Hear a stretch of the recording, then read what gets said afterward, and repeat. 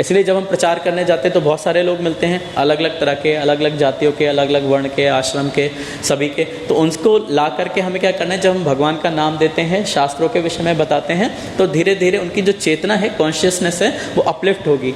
और अपलिफ्ट होगी तो अपने आप ही वो जिज्ञासा करेगा कि मेरे जीवन का लक्ष्य क्या है ना।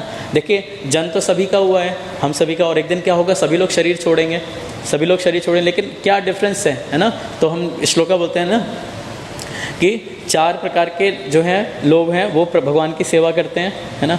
तो भगवान की सेवा करने के लिए क्या करना पड़ेगा, अपनी जो कॉन्शियसनेस है उसको अपलिफ्ट करना पड़ेगा, और आहार निद्रा भय मैथुन से बाहर आना पड़ेगा, है ना। हमारी जो चेतना है वो क्या है, अंडरस्टैंड करती है, हम चीज़ों को समझते हैं, लेकिन एक जानवर उस बात को नहीं समझेगा, है ना। मैं ये बुक अगर किसी कुत्ते को यहाँ बिठा करके उसको क्लास दूँ तो समझेगा, नहीं समझेगा। उसको एक ही बात समझ में आएगी कि मुझे कब भोजन मिलना है, जिधर भोजन मिलेगा वो उधर उठ के चला जाएगा, है ना। तो आजकल के मनुष्यों की चेतना भी ऐसी है, केवल पैसे के पीछे भागना, भोजन के पीछे भागना, स्त्रियों के पीछे भागना, बस ये लगा हुआ है।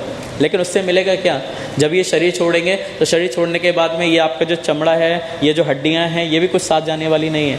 हो सकता है हम बहुत सुंदर हों, काले हों, गोरे हों, मोटे हों, पतले हों, लेकिन ये सब कुछ साथ में जाने वाला नहीं है। लेकिन हमारी जो चेतना है वो कैरी होगी, वो इस शरीर से दूसरे शरीर में कैरी होगी, और उस चेतना से ही क्या होगा, हमें नया शरीर प्राप्त होगा, है ना। तो हमें क्या करना चाहिए, फोकस करना चाहिए चेतना पे। और यही जो है इस श्लोक का कंक्लूज़न है कि धीरे धीरे कोई भी अगर वर्णशंकर जाति में आता भी है, पहले तो वर्णशंकर जाति के विषय में बताया गया, है ना, उसमें कैसे कैसे लोग आते हैं, फिर कैसे चाइल्ड प्रोड्यूस होते हैं, और उनमें भी चेतना कैसे उनकी इम्प्रूव की जा सकती है। तो इसके विषय में आज हरे कृष्णा